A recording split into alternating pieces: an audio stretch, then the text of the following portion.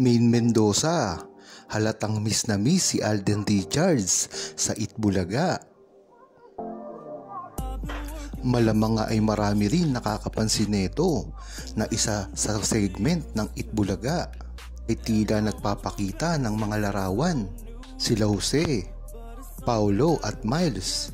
Dumarami na rin kasi mga tao na nagpapakita ng mga throwback na mga larawan katulad ng picture ni Jose na si Lola Tinidora at ganun din naman si Wally na si Lola ni Dora.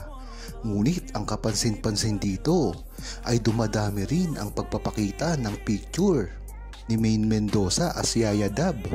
Nung una pa nga ay nakikita si Maine Mendoza at si Kuya Ryan na nag-uusap matapos ipakita ang larawan ni Maine Mendoza as Yaya Dab. Ngunit nito nga lang araw na ito ay pinakitaan na naman si Maine Mendoza ng larawan niya sa kalyeserye. Ito ang episode nung sila nagpapanggap na taong grasa. Kung matatandaan nyo ang episode na ito ay si Alden Richards ay napakalinis dito. Ngunit inalay niya ang panahon niya para maging taong grasa din para lamang matuwa si Yaya Dab. Dito nga makikita mo ang ekspresyon ni Maine Mendoza na parang tila may naaalala siya at parang tila nalungkot.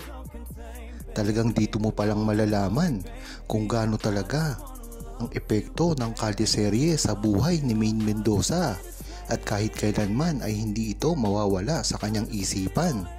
At napakaganda rin kung makakasama niya si Alden Richards sa Itbulaga kahit mga isang beses lamang.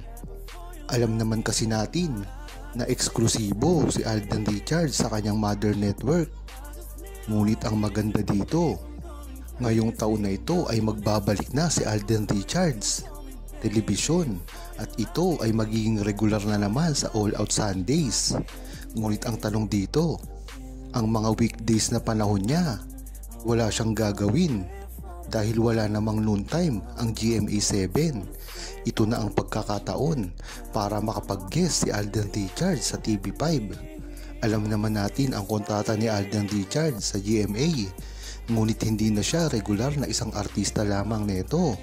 Siya na ang pinakasikat na GMA artist, kaya kung ano ang gugustuhin niya ay magagawa niya. At kung gagawa nga ng pelikula si Alden Richards at Maine Mendoza, kailangan nang gumawa ng hakbang ni Alden Richards para matupad ito. At ang isang panahon dito at paraan ay ang pag-guest niya sa Itbulaga, nang sa gayon ay manumbalik ang sigla at ang mga sabik ng publiko sa kanilang dalawa ni Maine Mendoza. Kung matatandaan nyo, tapos na ang ginawang pelikula ni Alden Richards, kaya dito ay hihina na ang pangalan nilang dalawa. Kaya napakagandang tsansa ito na gawin ni Alden Richards dahil alam naman natin na si Maine Mendoza ay gustong gusto ito. Nakikita sa mga muka at mga ikinikilos niya na gusto nila nang magsama sa isang pelikula o proyekto. Ayon kay Tanya Gomez, mas makakatulong nga sa karir ni Alden Richards at Maine Mendoza ang gagawin nilang pag-amin dahil na rin ito sa mga produkto, mga komersyal. Kukuhanin sila para maging endorser. Yan naman talaga ang unang trabaho na ginawa ni Alden Richards at Maine Mendoza dati. Ito kasi ang sukatan kung gaano kakasikat sa industriya ng pag-aartista. Kung wala ka nga namang komersyal at mga produkto na iniendorso, ay talagang dapat ay mag-isip-isip ka na. Kaya dito mo malalaman na ang mga nirereto kay Alden Richards ay Maine Mendoza ay talagang walang trabaho at walang mga kumukuha na mga komersyal o proyekto man. Diyan mo talagang malalaman kung gaano ang antas ng mga karir ni Maine Mendoza at Alden Richards na alam naman natin kung bakit sila pilit sinisira. Diyan pa lang malalaman mo na kung gaano kalakas ang samahan ni Maine Mendoza at Alden Richards. Kaya sana ay mag-isip-isip na rin si Alden Richards na ituloy ang kanilang proyekto sa lalong madaling panahon. Hindi lang naman kasi sila ang nag-aantay dito, ngunit lahat ng buong Aldab Nation. Ayon naman kay Michelle, kung tatanungin nyo nga si Maine Mendoza at Alden Richards, maaaring hindi ito magpahayag sa publiko dahil na lang sa mga pambabash na ginagawa sa kanila. Ngunit ang maganda dito ay naisip na nila ito dati pa lamang.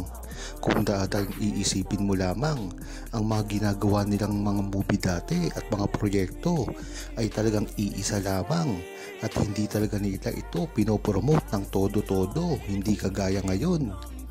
Kaya dyan mo palang talaga malalaman na ang mga proyektong gagawin ni Alden Richards at Maine Mendoza sa hinaharap ay talagang tatangkilikin na. Hindi naman kasi ganito kagaling mga ipinapare sa kanila at hindi rin ganong kasikat. Ngunit ang maganda dito ay si Maine Mendoza at Alden Richards na lamang ang natitira sa mga love team na mga nagsama noon at kilalaban sila. Dito mo matatandaan na talagang kahit anong gawin ng mga love team na pinakasikat noon ay hindi umubra sa love team ni Maine Mendoza at Alden Richards. Kaya hanggang ngayon ay talagang si Maine Mendoza at Alden Richards pa rin ang hinahanap nila pagdating sa mga proyekto. Diyan mo malalaman na napakatibay ni Maine Mendoza at Alden Richards dahil ang mga nakasabayan na nila ay tila nawala na lang na parang bula. Tila ang nagkakaroon na lamang ng proyekto dito ay si Daniel Padilla at Catherine Bernardo. Ano nga ba ang dahilan nito? Dahil na rin sa mga ipinapare sa kanila. Kung matatandaan nyo, kahit na rin ang Jadine at ang Liz Quinn ay nawala na rin na parang bula. Diyan mo talaga malalaman na ang mga kalabang network nila ay wala talaga at hindi totoo ang mga galawan na pinagagawa nila sa kanilang mga talent. Ngunit ngayon, kung makikita nyo, kahit pa ang hiwalayan ni Daniel Padilla at Catherine Bernardo ay tila nasasama pa rin ang mga pangalan ni Maine Mendoza at Alden Richards. Talaga nga namang nakakatuwang isipin kung dati pa lamang ay baguhan si Maine Mendoza at Alden Richards kumpara kay Catherine Bernardo, Daniel Padilla. Ngunit ngayon ay tila naungusan na nila ito. Talagang napakaganda ng ginawa ni Maine Mendoza at Alden Richards at hindi na ito kailangan pang mapantayan kahit ano pang gawin nila na paninira sa kanilang dalawa.